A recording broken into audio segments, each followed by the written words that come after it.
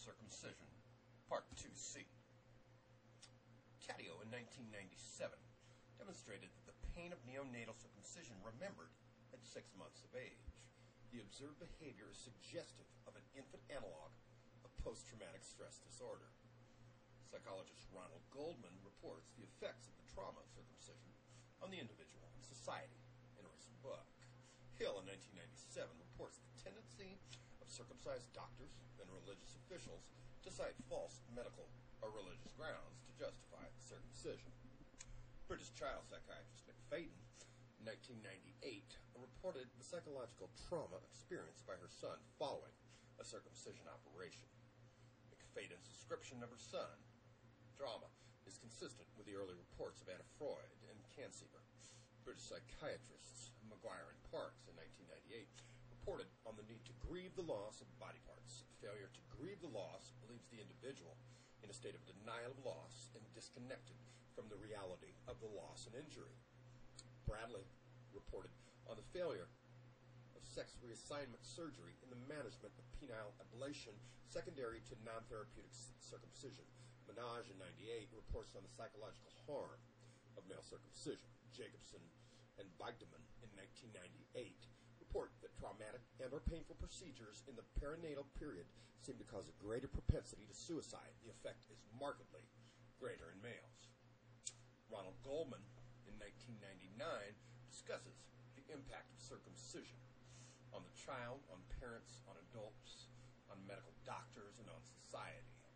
Psychiatrist John Reinhardt in 1999 documents 4 cases of post-traumatic stress disorder from his psychiatric practice. Boyle and Bensley report a survey of the psychological and sexual effects of male circumcision on men. Boyle and colleagues surveyed psychological and sexual effects of infant circumcision. Yilmaz et al. Administered psychological tests to boys before and after circumcision and found evidence that circumcision causes anxiety similar to post-traumatic stress disorder. Goldman discusses the psychological, cultural, and religious factors that influence circumcision policy. The foregoing is just the tip of the proverbial iceberg. It illustrates the fact that research conducted for the past 100 years substantiates and confirms the profound, pernicious consequences of circumcision. The government and the medical community at large has been extremely reticent at best to initiate and or fund comprehensive, definitive studies that we believe would have put an end to this brutal act long ago. It is clear that is because of the litigious ramifications. Surely, a Pandora's box of litigations would ensue.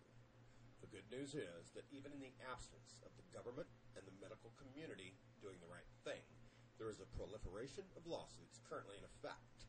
A man by the name of David Llewellyn is at the forefront of that charge, and we salute him.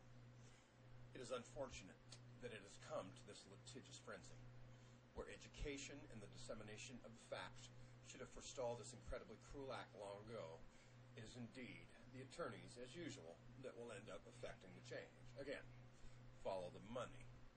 The bottom line is that by any means necessary would be infinitely better than allowing another defenseless baby boy to be cheated of the ability to live a maximally joyful, loving, fulfilling, and intact life. Please get the facts, and thank you.